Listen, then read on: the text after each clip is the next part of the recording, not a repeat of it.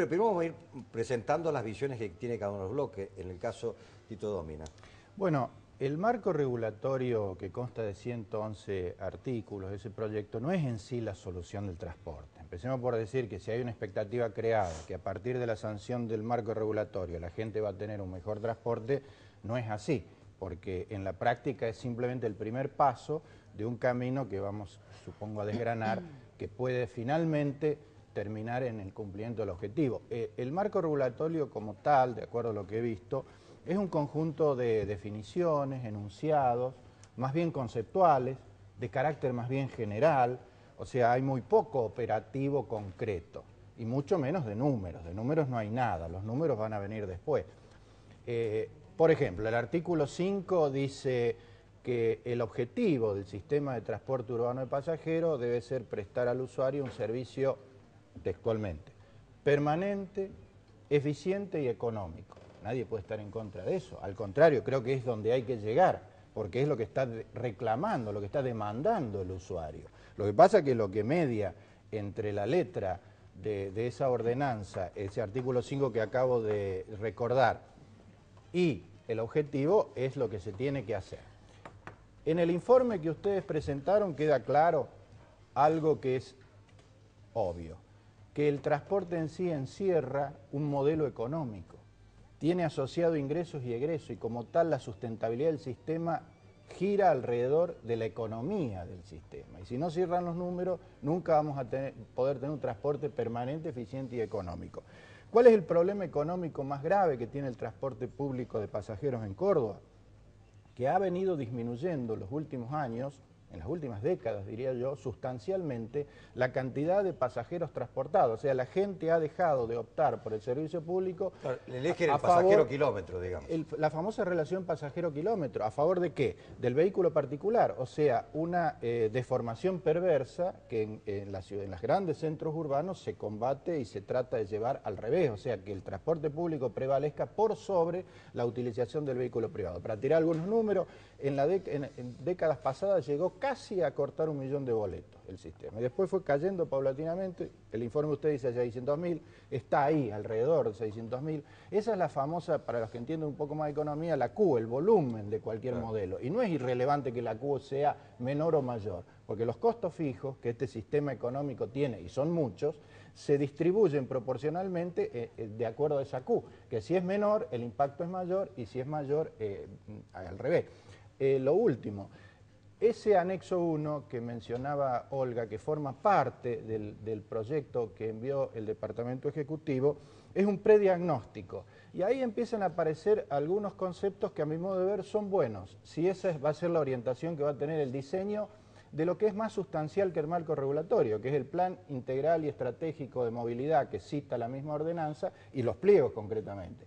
¿Por qué digo esto? Porque allí el enfoque es este que estamos diciendo, de que el futuro sistema de transporte urbano tienda y claramente propenda a que haya una mayor utilización del sistema público en desmedro, en desaliento del vehículo particular. Esto obliga, Daniel, y es lo último, a revisar el modelo de tránsito de la ciudad. Claro. Cosa que veo que algunas medidas se están implementando, pero hay que hacer una revisión integral del tránsito porque hay una última clave que quiero mencionar en el modelo económico que se llama la velocidad comercial. O sea, a qué velocidad opera el transporte urbano, porque no es indiferente que una persona que vive en un barrio llegue en 45 minutos o en 25, es distinto desde todo punto de vista. Eso se llama velocidad comercial.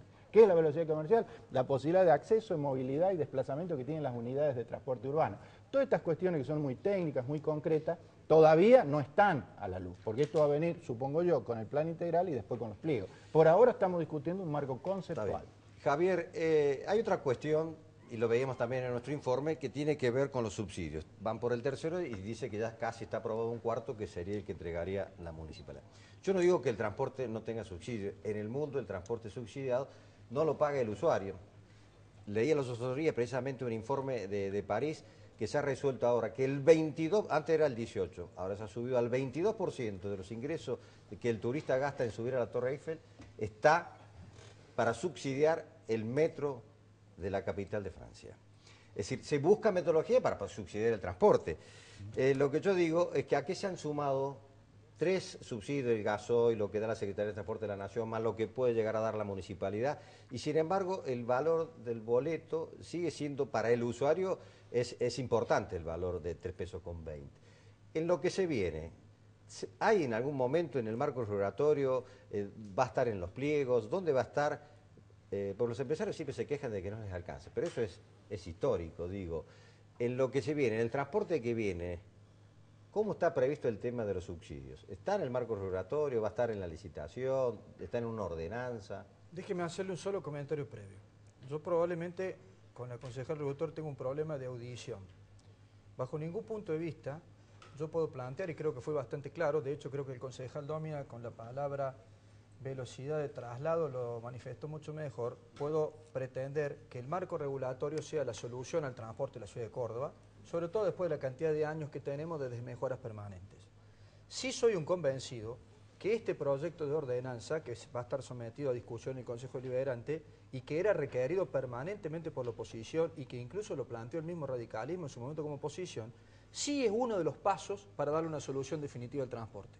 Y eso se lo planteo y lo puedo decir públicamente, que vendrá de la mano del Plan Integral de Movilidad, que vendrá de la mano de otro montón de medidas que se tomarán, como puede ser esta que comentábamos hace unos minutos, los parquímetros, no le quepa ninguna duda.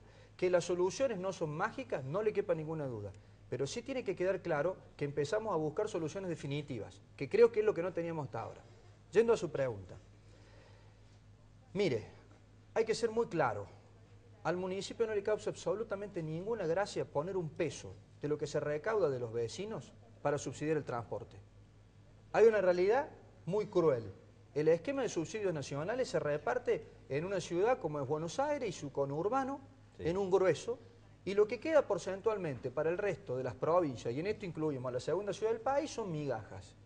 En ese esquema porcentual es que nosotros nos podemos encontrar con determinadas situaciones como las que sucedieron en este paro salvaje de 72 horas, y por eso es que es interesante, y me gustaría que en algún momento hablemos de este tema de los servicios esenciales que está contemplado en el marco regulatorio, donde el municipio tuvo que tomar una decisión fuerte políticamente, criticada hasta el hartazgo por la oposición, muchas veces incomprendida por los vecinos, en el cual uno tomó la decisión de que no se podía seguir sin el transporte y había que de alguna manera soportar el costo de lo que estaba sucediendo, a pesar de que los empresarios habían dicho que iban a poner su parte, pero se ve que su parte no alcanzaba. Usted me pregunta a mí, ¿está regulado el tema de los subsidios? No, no está regulado. Usted me dice a mí, ¿cuál es la voluntad política de este gobierno? No ponerle un peso más en subsidios. De hecho, cuando nosotros aprobamos la tarifa de 3,20, sí, nuestro concepto fue muy claro. Lo llevamos a 3,20, pero para... Pero déjeme que le aclare lo que se dijo, porque incluso está en la versión taquigráfica si hace falta. Lo que se aclaró fue, históricamente, cuando llegaba un valor de tarifa, y en el marco regulatorio, fíjese que interesante, todo lo que es penalidad del incumplimiento de las empresas está basado en valor de tarifa, y creo que es un tema muy interesante para analizar. Pero cuando el Consejo Deliberante años atrás llegaba un valor de tarifa, siempre se terminaba aprobando, por X razones, política, demagogia o lo que quiera, un valor menor. Eso automáticamente le traía un reclamo económico de las empresas, que terminaba siendo de alguna manera reconocido por el municipio a través de subsidios. Está bien, pero ahora se lo dieron a 3,20 y tuvimos 3 pero pagos. La situación fue totalmente distinta. Y no me puede decir... Porque también se decía, vamos a mejorar el transporte, va a haber más frecuencia, va a haber mejores colectivos. Mire, sigue aumentando el boleto, las unidades siguen siendo las mismas, las unidades son cada vez más viejas porque pasa el tiempo. La situación de este reconocimiento de dinero a los trabajadores fue totalmente distinto a lo que fue el tema del 3,20. Acá lamentablemente tuvimos un paro salvaje donde no hubo cordura, donde no se acató una conciliación obligatoria, donde se desconoció la Secretaría de Trabajo y donde el municipio tomó una decisión política. Yo le repito el concepto, el municipio no quiere poner un peso más en subsidios, eso se lo garantizo. Ahora, tiene un deber constitucional y es asegurar el transporte a los vecinos de la ciudad de Córdoba.